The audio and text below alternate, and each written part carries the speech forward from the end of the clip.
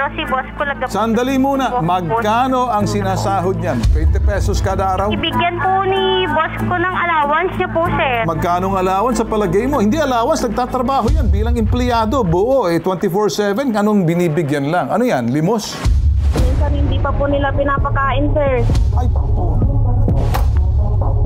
Nakakulong lang po sa kwarto niya. Hinahatiran pa po namin siya ng pagkain niya, sir. Stella, narinig mo ba ang sinasabi rito? Hinahatiran pa ng pagkain, kumisan minalulputan nyo? Anong gusto niyang gawin dito? Mamatay na lang? Malilintikan kayo pag nakaabot sa National Council on Disability Affairs. Papasok na rito ang lokal na pamahalaan. Kami mismo magsasabi sa inyo. Nais lang po sana naming ireklamo ang aming amo na si Victoria Fonda at ang kanya pong kapatid na si Tito Domingo upang mabigyang hustisya po ang pagmamalupit po sa aming tiyuhin na si None Antonio po sa kadahilanang siya po ay laging sinusuntok po ng aming katrabaho at minsan po nagsumbong po siya sa amin na pinasuntok din daw po siya ng kapatid po ng aming amo.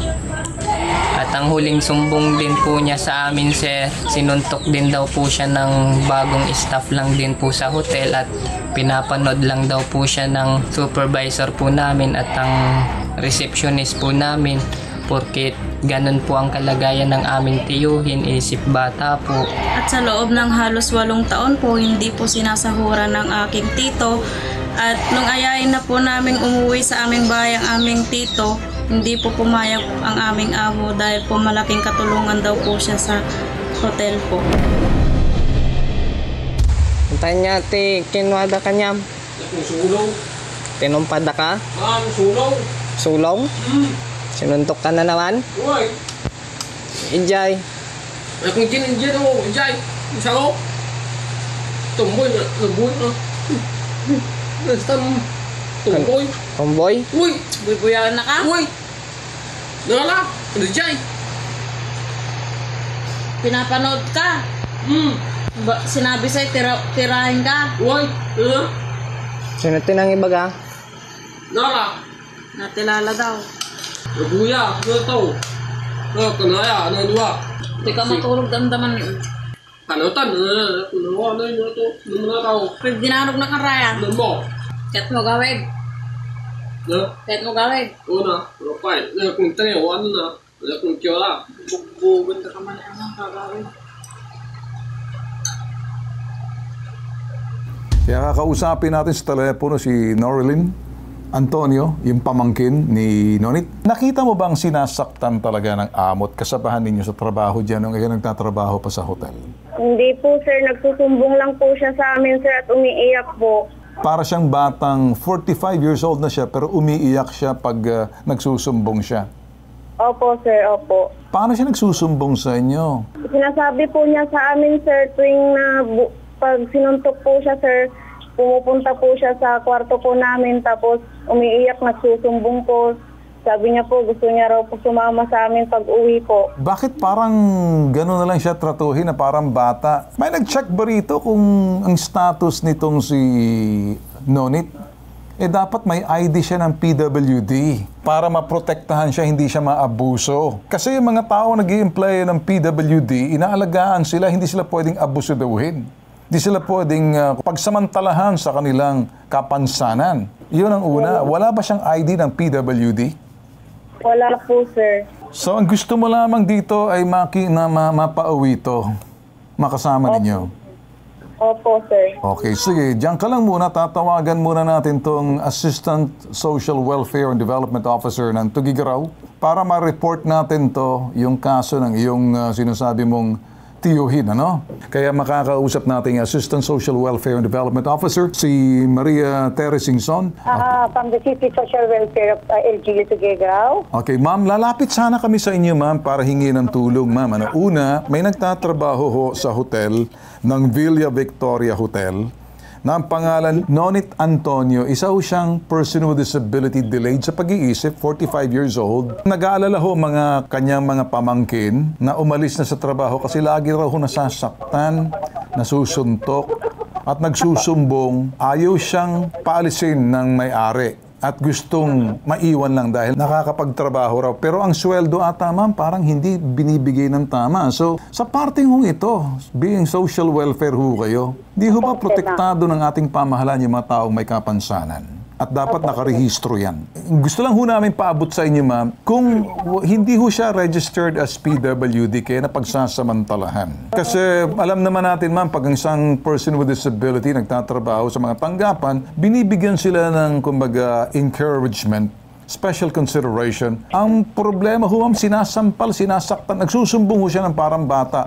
At ang sweldo raw, ma'am, ay inabutan lang ng 20 pesos. Kaya na pagsasamantalahan. Ma'am, pwede ho bang i-check ninyo, welfare check na lang ho to? Hanapin niyo ho sa sinasabing hotel, itong individual na to, nakakaawa naman. Importante ho dito, ma'am, dapat parehistro niyo ho muna para hindi mapagsamantalahan na tama ho kanyang sinasahod at hindi ho siya basta-basta sinasaktan. Ma'am, pwede ho bang daanan niyo to bukas pagkatapos mag-usap tayo the next day? Okay, sige sir. I'll get in touch with you by tomorrow. Okay, ma'am, importante na... Update you po. Okay. Ganito, ma'am, nakaabot na ho sa inyo. Alam niyo ho kung anong hotel? Yes, yan. Malapit lang dito sa may Victoria Lodge. Yes. Ma'am Singson? Yes po, sir. Okay. Siguro ganito, bisitahin nyo na lang, kasi hindi siya pwedeng tumawag sa telepono. Tsaka isa pa, hinihigpitan siya kasi napagsasamantalahan sa kanyang kapansanan. Sir, I will update you. You give us time till mga lunch time. Okay, sir. Yes, ma'am. Yes, ma'am. Do, in-depth interview and assessment para natin yung po. Thank you, ma'am. Makausap si Nonit. Sige. Thank you. Thank you so much, ma'am. Tatawag na lang ho kami sa inyo. Bibigyan namin ng details dyan, okay? Thank you, ma'am. Siguro mas maganda, tawagan nga natin tong lintek na hotel na to. Victoria Conda ang may-ari ng hotel. Victoria Hotel, good afternoon. Good afternoon. Ma'am, si Victoria Conda ho ba may-ari ng hotel natin dyan? Apo. Pwede ho ba makausap, ma'am? Sino po sila, sir? Si Ben Tulfo, ma'am, sa Maynila, sa People's Television Network. Ay, pero wala po siya, sir. Bakit po? Sino pong kausap natin, ma'am? Yung po, sir, yung... Anong pangalan niyo, ma'am? Shell. May pangalan ho ba kayo? May apelyido ba kayo, Shell? Apo. Anong apelyido niyo? Shell Tambawan. Shell Tambawan. Ako si Ben Tulfo, si Bitag. Apo, bakit po? Okay. Tatanong ko lang sa iyo, sasagutin mo lang ko o hindi. May empleyado ba kayong nagngangalang ito'y Nonit Antonio riyan sa inyong hotel? Nonit? Oo. Yung 45 anyos na person with disability. Apo, bakit po? Kamag-anak po nila, sir. Kamag-anak nino? Ni Victoria. Paano niya naging kamag-anak si Nonit? Bali yung tatay niya saka si Madam first degree cousin. First degree? Apo. Parang first cousin? Apo. So sa makatuwid, pamangkin niya to si Nonit Antonio? Apo. Ma'am, nakaabot sa amin na siya raw ho'y sinasaktan, nasasampal, nagugulpe na mga tao dyan at may isang kapatid na may-ari ata. Nakaabot ho, hindi maganda. In particular, itong si Tito Domingo. Sino ho si Tito Domingo? Bali, kapatid po nung may-ari, sir. Totoo ba nasasaktan ito? Kasi nagsumbong na ho sa amin dito na nakaabot na ang isang may kapansanan o PWD hindi pwedeng saktan. Ay, hindi po, sir. Bakit mo nasabing hindi? Sir, hindi naman siya sinasaktan. So, anong ginagawa? Minamasahe lang? Hindi naman po. Bakit mo nasasabi? Pinagtatakpan mo ba? Ibig mo sabihin, sinungaling to video? Sinungaling yung kamag-anak din ito? Na gusto siyang paalisin na dyan, i-rescue? Hindi naman po, sir, na... So, ibig mo sabihin, hindi totoo yung sumbong? Hindi po. Ganito. Noraline, nandiyan ka ba sa linya? Hello po. Okay, kausapin mo tong kausap ko, ang pangalan Zel Tambawan. Kilala mo ba to? Opo, sir, opo. Kausapin mo at sabihin mo sa kanya kasi sinasabi niya hindi siya naniniwala, sinungaling daw. Parang lumalabas, gumagawa tayo ng kwento. Sabihin mo kung ano ang inyong nasaksihan, kung paano magsumbong ang inyong tiyuhin sa inyo. Opo, sir. Hello? Paano mo sinabi na hindi sinasaktan si Uncle Nonit? Araw-araw kang tinitignan mo pang araw siya nung sinuntok ni Ryan eh. Nakatayo ka nga lang daw eh. Pati si Ate Lala, yung supervisor natin, nandun din siya. Zel Tambawan, sagutin mo ang sinasabi ni Norlin. Yes, hello, good afternoon. Sino tong kinakausap namin? Hello, good afternoon sa Ben Tulfo. Sinong kausap namin, ma'am? Sir? Sino tong kausap ko? Sir, si Estela Peredo po ito, sir. Stella Peredo, ikaw supervisor ng Villa Victoria Hotel, tama? Yes, sir. Okay. Meron ho ba kayong empleyado riyan na ang pangalan ay Nonit Antonio? Meron po, sir. Nakikita mo ba, Stella Peredo, na sinasaktan to, sinasampal, pinagbubuhatan ng kamay? Hindi ko po, sir, nakikita kasi nagro-roving po. Hindi mo nakikita.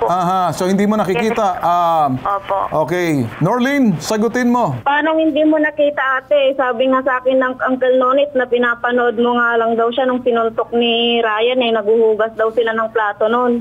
Nakita wala ako nung nagsuntukan silang dalawa, ading. May video pa nga siya sa akin, ate. Tapos sabi pa ni Ate Baby, nandun din daw kayo, ni Lola Baby. Sinabi niya rin daw na nakaupo lang daw kayo dun sa mesa noon. Saan mesa? Wala ako, Neng. Nakikita mo naman ako na wala ako dun sa nung nagsuntukan silang dalawa. Kung hindi ko naman makikita noon kasi night duty ako, ginising lang ako ng Uncle Nonit ko dati na tulog ako, night duty ako, tapos gigisingin niya ako, umiiyak siya. Hindi ko naman Nagsumbong nakikita siya. pag nandun ako, inaano ko yun, pero hindi ko nakita, ading. Paano ko naman nakikita? Nakikita mo naman ako na hindi ako palagi dito sa hotel, di ba? Alam mo rin, ate, na sinasaktan si Uncle Nonit eh. Sabihin mo na lang kung sino nag-ano sa'yo na sinasaktan siya. Ako, hindi ko nakikita na sinasaktan kasi hindi ko naman nakikita. Doon sa kusina. Okay, ganito na lang, Stella. Sir? Huwag natin tratuhin si Nonit Antonio na parang paslit o bata. Although bata ang kanyang pag-iisip, pero may karapatan yan sa ilalim ng sinasabing National Council on Disability Affairs. Dapat nakarehistro yan. Pag nagtatrabaho sa inyo, may certified identification yan, registered yan, para hindi nyo pwedeng pagsamantalan. Magkano ang binabayad ninyo kay Nonit Antonio kung magtrabaho 24/7 dyan sa lintek na hotel ninyo? Pakilinaw lang sa akin. Bisor ka, hindi ba? Yes, sir. Pero si boss ko Sandali muna. Magkano ang sinasahod niyan? 20 pesos? Ibigyan po ni boss ko ng allowance niya po, sir. Magkano ang allowance sa palagay mo? Hindi allowance, nagtatrabaho yan bilang empleyado. Buo, 24/7. Anong binibigyan lang? Ano yan? Limos? Protektado yan ng gobyerno. Di mo ba alam? Malilintikan kayo pag nakaabot sa National Council on Disability Affairs. Papasok na rito ang lokal na pamahalaan. Kami mismo magsasabi sa inyo. Marami na kayo pagsasamantalak. Naintindihan niyo ba ako? Kaya ako sinasabi ko sa iyo, nagsisinungaling ka ba? Nagsasabi ka ng totoo. Kasi galit kami sa mga taong may kapansanan, PWD, na sinasaktan niyo pa. Tapos sasabihin mo, wala ka nakikita. Ano kaya pag nilagay kita sa polygraph test na sinasabi mo, hindi mo nakikita? Paano pag nalaman ko, lumalabas sa polygraph test, nagsisinungaling ka? Anong gagawin ko sa iyo? Sagot, Stella. Si Nonit Antonio may kapansanan sa pag-iisip. Kung magtrabaho, walang regular na sahod, inaabot-abutan lang ng kanyang tiyahin. Ikaw, alam mo yan. Pero ito pag nag-isip parang bata. Pakita nga natin ang video rito kung paano para marinig nito. Pakita natin. Laksan niyo yung video na to para marinig. Sige. Sulong? Sinuntok ka na naman? Uy! Enjoy. Kung Injay, isa ko. Tumboy, labuin Basta tumboy. Tomboy? Uy! Bubuyan na ka? Uy! Nala! Injay! Pinapanood ka? Sinabi sa'yo, tirahin ka? Uy! Sino tinang iba ka? Nala! Natilala daw. Labuya! Nataw! Kanaya! Dua! Hindi ka matulog damdaman. Kanutan! Ano yun ito? Ano tao? Pag dinanog na kang Ryan, Ano mo? kahit mo gawin. Kahit mo gawin. Una, rapay. Kung tayo, ano na? Kung kyola. Bugbugod ka man ang kagawin.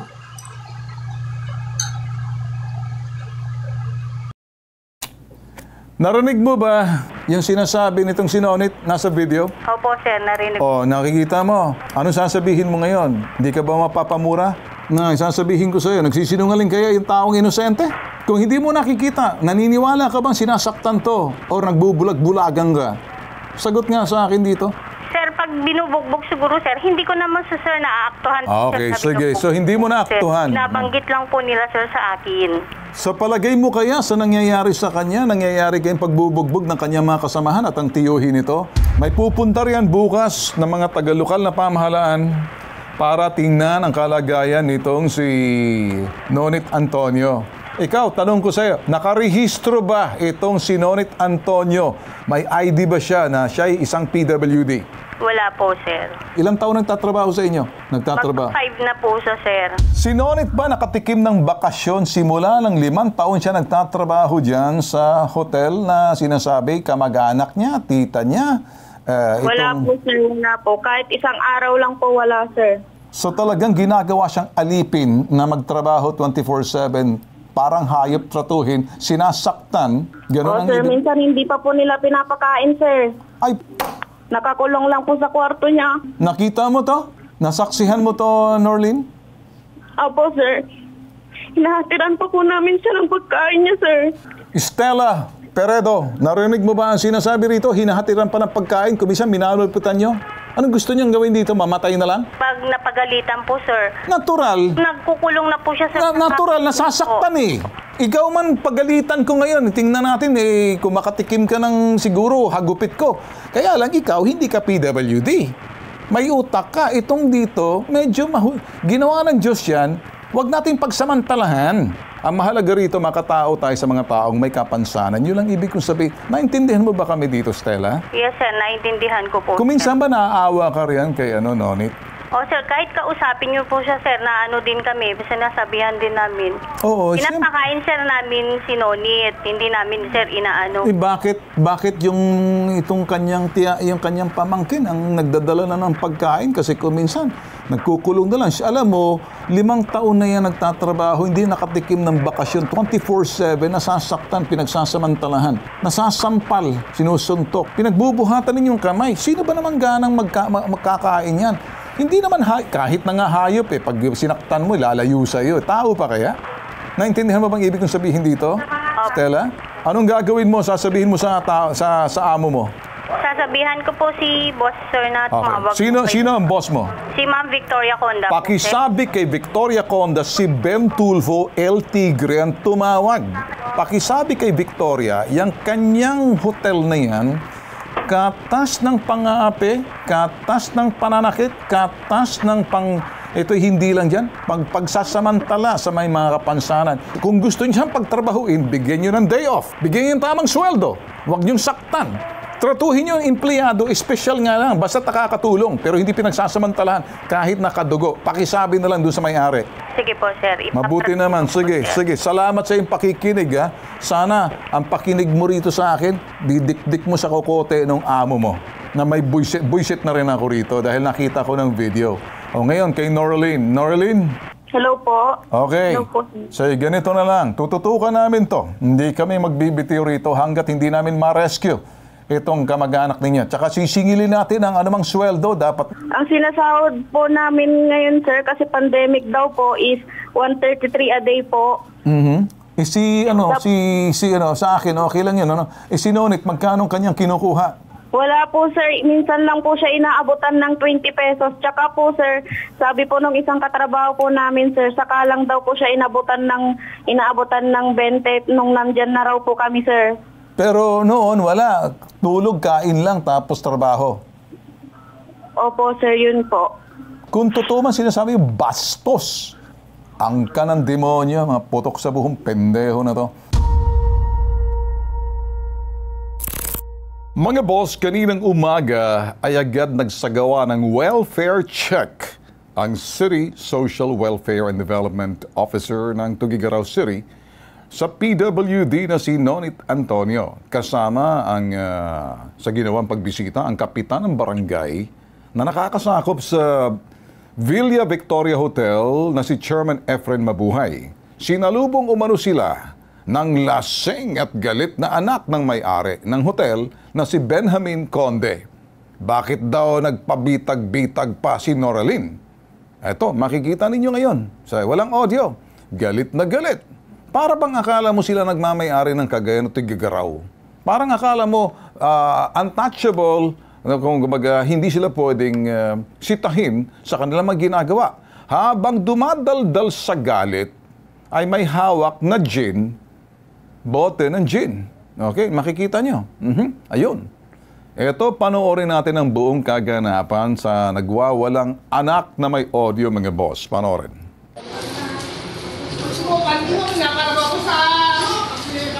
Panty ba? Para ka naman walang pinag-aralan. Kalabang panty mo.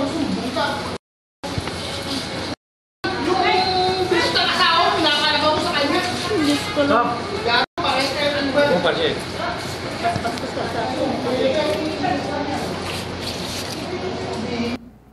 Ito yung sinasabi nating wounded pride kasi nasanay ho sila na yurakan ang karapatan nitong PWD. Gusto ho nilang itago yung sekreto na wag nilang ilabas kung paano sila mananamantala. Yung pananamantala. Ito yung ngayon, ano? Maya-maya ay humarap din sa Tugigaraw CSWD at barangay ang mismong may-ari ng hotel si Victoria Conda. Yun naman pala. Handa raw makipag-usap sa bitag si Victoria upang linawin ang reklamong pangbubugbog, hindi tamang pagpapakain, hindi tamang pagpapasahod sa person with disability na si Nonit. Usapin muna natin ng barangay chairman na si Efren Mabuhay para dito sa buong detalye. Sa linya ng telepono, Kapitan Efren. Chairman, pakibigay nga ng update. Ano ba nangyari kanina nung pumunta ang mga taga-CSWD dyan? Nagkagulo, nakita natin ang video. Medyo pakibigyan po kami ng update dito, Kapitan. Bali, ganito po yun, sir. Nung una, kami ng CSWD at ng owner ng hotel, ganun din si Noni Antonio. Oo, at saka yung tatay. Kami po ang unang magkakaharap muna. Unang katanungan ko, regarding po dun sa complaint ni Ma'am Noraline Antonio na siya po ay sinasaktan at hindi pinapasa. Then, so pinatunayan ko dun sa owner ng hotel kung totoo lahat yung mga sinabi po ni Ma'am Noraline. So ang sabi po nitong si Ma'am Conda, walang katotohanan sapagkat itong si Sir Nonit, PWD natin, na hindi naman natin masabi kung anong klaseng PWD siya kasi hindi naman daw po kasi nagpa-check up kung anong klaseng PWD meron siya. Pero ang nakikita ko lang kasi is yung kanya, yung pag-iisip niya na parang hindi, parang ganun. So, yun po. And then, yun nga, itong itong pala si Ma'am Conda at saka itong Antonio family, hindi pala iba-iba. Magkakamag-anak pala ito. Tama po. Opo. And then, nung dumating sila dyan sa hotel na yan, tinanggap po ni Ma'am Conda sila bilang naawa sila daw na sila daw po kasi ay mahirap doon sa kanilang pinanggalingang bayan and parang kinupkop na lang po nila itong si mga Antonio family. Sa ganon, makatulong naman itong si Ma'am Conda sa kanila. Pero yung sahod po kasi na sinasabi is hindi ko lang naitanong kung meron siyang monthly na sahod. Basta binibigyan na lang daw po kasi siya. Tapos pagkain, tapos binibilhan ng kung ano, and binigyan din ng tirahan doon sa loob ng compound ng hotel na yan. So yun po ang paliwanag po ni Ma'am Conda sa akin kanina. Okay. And yun nga, yung pananakit naman po na sumbong nitong si Ma'am Noraline is yung nananakit kay Mr. Antonio is hindi rin iba sa kanya. Kumbaga kapwa niya empleyado na kamag-anak din, pinsan, mga ganun daw. Okay. So yun po ang paliwanag nitong si Ma'am Conda sa akin dahil ang totoo talaga is wala palang iba-iba. So si Ma'am Conda, pamangkin niya si Nonit, yung may kapansanan. Tapos si Ma'am Conda, pinsang buo niya yung tatay ni Nonit, Antonio. Okay. And parang apo na rin yata itong si complainant na si Ma'am Noraline. So yun po. Pero yung nakikita niyong video na akala nyo nagkagulo, yun, anak po ni Ma'am Conda yun na ali-aligid na nakikinig, tapos minsan nakikialam. Kaya Okay. kaya nga sabi ko dun sa kwan ko kanina, yung tanod ko, patigilin mo yan. Istorbo. Okay. Patigilin mo. So, sinesenyasan ko yung tanod Alright. na kwan. Alright. So, yun po. Okay, Yun yung ganito, nakita niyo dun. kaya kami lumapit ho sa inyo, Efren, Kapitan Efren. Una sa lahat, ito'y trabaho ng DSWD. Opo, At ma'am. hindi na Ay, ho sir. ito. Tama naman, kayo testigo riyan. Kami Yes, sir. ho'y humiling na isagawa yung welfare check. Ang welfare check ay tingnan ang kalagayan ng estado ng isang may kapansanan protektado ng ating batas sa ilalim ng National Council on Disability Affairs. Ito nga kung minsan ang pang-aabuso sa loob ng sinasabing pamilya ay nangyayari sa pamamagitan ng diskriminasyon o hindi tamang pagtrato. Maingat ho kami rito, Kapitan, na dapat mabigyan natin ng magandang ito'y kalinawagan at impormasyon o kaalaman ang nanunood ho sa atin sa buong Yes, po. bansa at sa buong mundo ng mga Pilipino. Lahat ho na Yes, po. paliwanag tinatanggap ho namin kay Conda. Si Conda ho, importante dahil kami ho nag-iimbestiga at inilapit ho sa amin ang kaanak na siya ho'y binibigyan namin ng karapatan para magpaliwanag. Binibigyan ho namin ng karapatan marinig ang kanyang panig at pagpapaliwanag kung nga ba'y siya'y lumabag sa batas. Dito ho na napapaloob sa NAC, National Council on Disability Affairs, eto hong importanteng malaman. Kasi kung ignorante ho siya, well, ewan natin kung mapapatawad siya, paglabag pa rin sa batas yan sa karapatan nung sinasabing may kapansanan kipamilya mo kadugo. So yung kanilang sinasabing, pamilya namin yan. Binigyan namin ng tirahan. Walang problema. Kahit naman Yes, po siguro tayo, kamag-anak natin, bibigyan natin ng sinasabing tirahan. Protektahan natin. Pero yung pagpapatrabaho ng 24/7, pagtatrabahuin mo, kung minsan pag nasasaktan, nakaabot ho sa amin, nagtatampo ho yung sinonit na parang bata, hindi lumalabas ng kwarto, kaya parang nagmumukmok, nagagalit ho sila. Hindi kumakain, kaya nasaksihan ito ng kanyang pamangkin. Yan, Yes, sir. sinuntok daw siya, nagko-complain siya, nagsusumbong, may video ho kami. Nagpapakita, mismo yung sinasabing kaanak, yang pananamantala, pananakit, pang-abuso, dapat matuldukan. Ngayon, nangako ho sa amin si Tere Singson sa Assistant Social Welfare and Development Council Officer sa Tigigaraw na sisilipin at gusto ho namin makausap si Conda. Subalit yung videong pagwawala ho ng kamag-anak nila rin ni Conda, hindi ho maganda kasi nakikita sa camera. Hindi ho pwedeng magsinungaling ang camera. What you see is what you get. Hindi ho nila nirehistro na alam nila may kapansanan, may problema sa pag-iisip. Gusto na ho umuwi. Narinig niyo ho mismo. Pero ayaw ho nila. Bakit? Kumikita ho sila ng hindi tamang pasahod. Depensa ho nila, utang na loob nitong sinonet, na siya'y nagtatrabaho, pinalalamon, pinakakain, pinagaganda ang buhay niya. Pero kung tutusin, miserableng buhay nitong pobreng may kapansanan.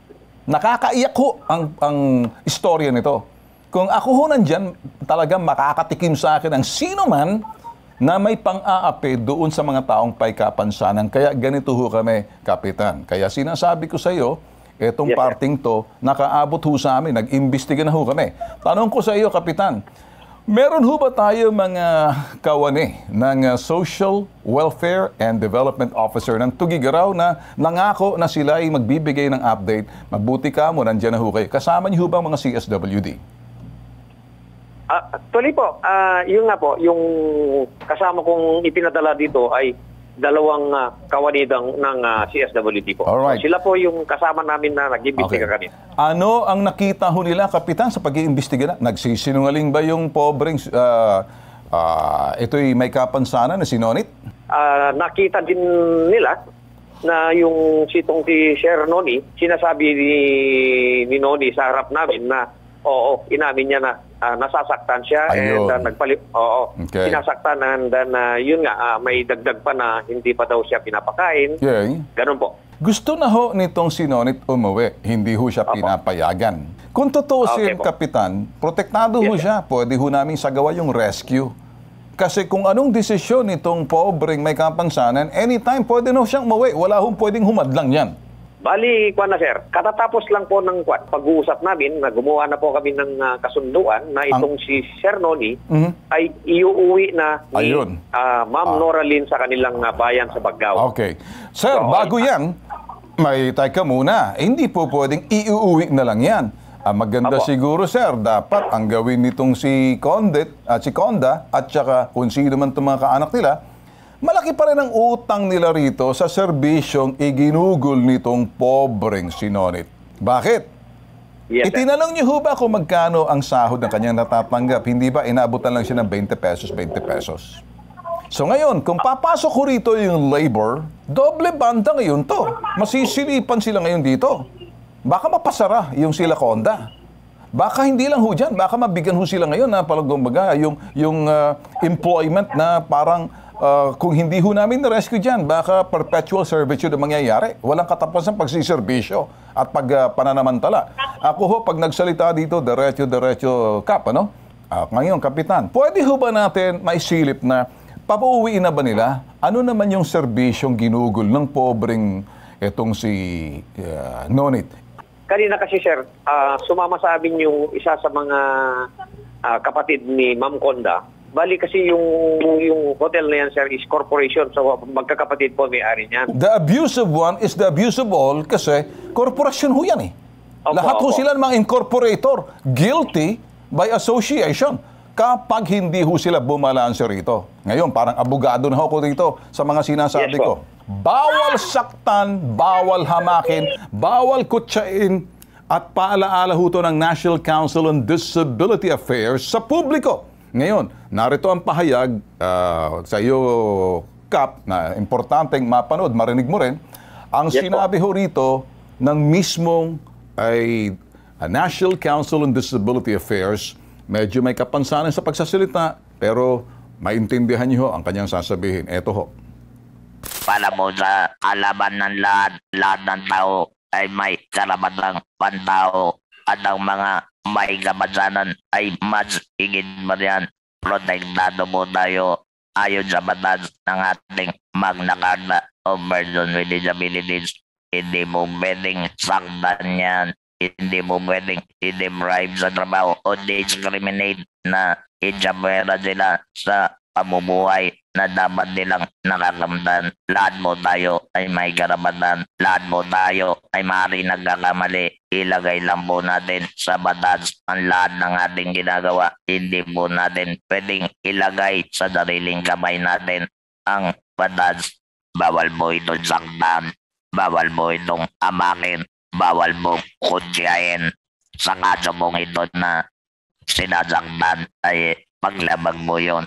May tamang pamamaraan upang disiplinahin tungkol naman po sa hindi magbayad ng sweldo. Kung halimbawa mo isang hotel yan, obligado mo yan na bigyan ng sweldo yan.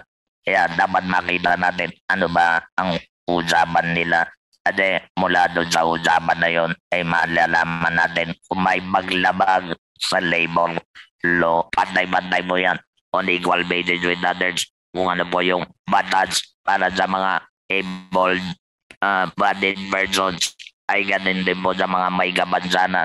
Tignan nila kung yung tinatawag nating fitness to work.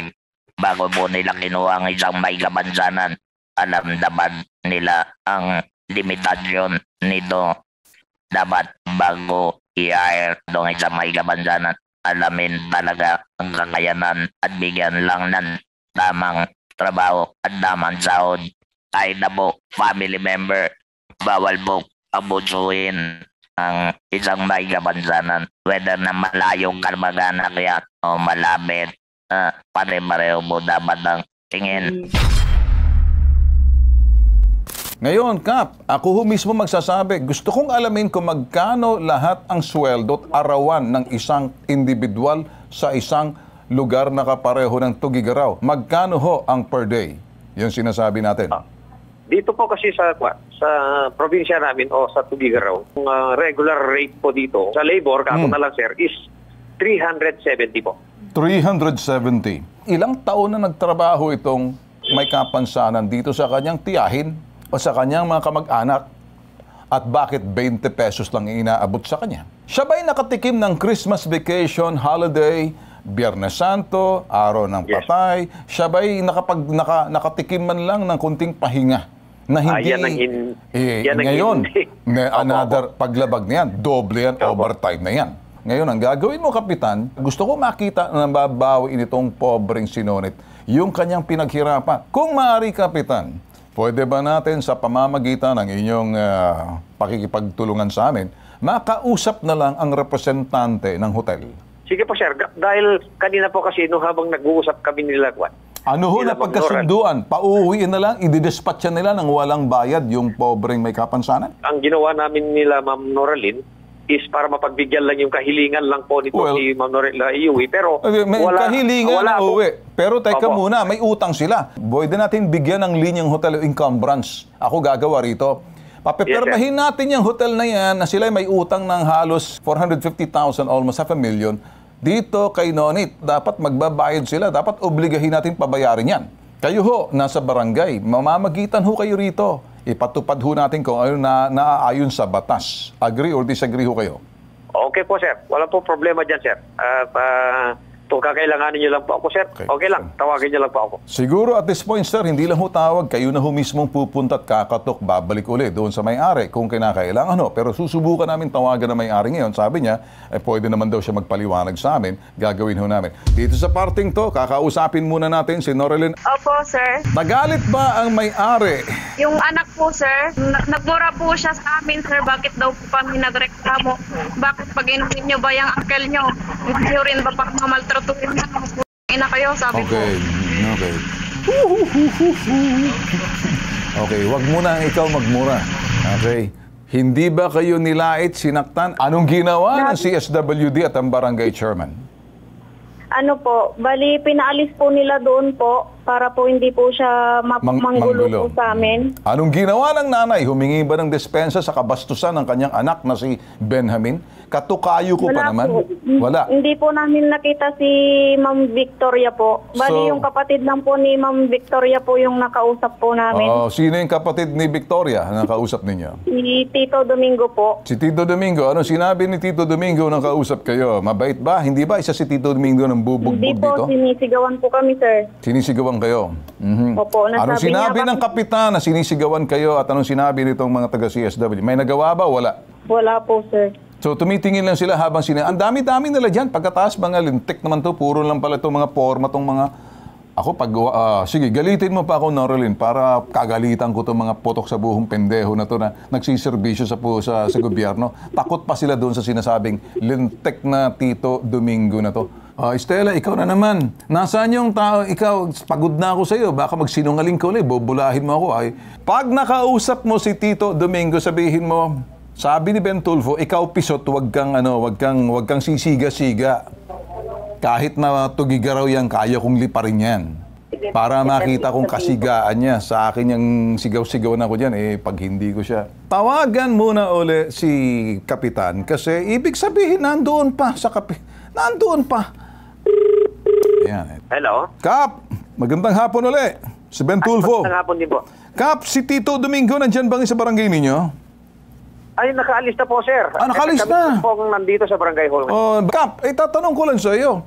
Hindi ko gustong tabas ng dila nitong Tito Domingo na to. Akala siguro nila makakalusot sila rito. At saka hindi ko gusto rin itong pinangako nitong CSWD na magbibigay ng update. Mukha atang ikaw lang nakapagbigay ng update. Itong si Maria Tere Singson, wala naman pala nagawa. Ako'y nagpapasalamat una. Pero Kap, hindi pa tayo natatapos dito. Kami talagang tatrabahuin namin. Kung kinakailangan lumipad dyan sa Tugigaraw, gagawin ko yan, Kap. Hindi ako nagbibiro. Dadalhin ko lahat yung aking mga staff at security. Okay, sir. I look forward to see you, Kap. Okay? Okay. Yes, sir. Okay. Ingat din po. Okay. Well, tinututukan ho natin. Ayan, tuloy. Na-high blood daw yung may-ari. Hindi na ho namin kasalanan kung kayo na high blood dahil hindi naman yung trabaho para taasing blood pressure ninyo. Well, maghahalong balat sa tinalupan. Lalabas yung tigre. At ang tigre, walang pakialam kung sasabihin nyo bastos, busabos. Ganun din ako doon sa mga taong ganyan. Pag mabait, mabait din kami. Pag desente, desente rin kami. Sa lingwahe ninyo, tayo magkakaintindihan. Dahil ito ang nag-iisang pambansang sumbungan walang katulad. Hashtag ipabitag mo.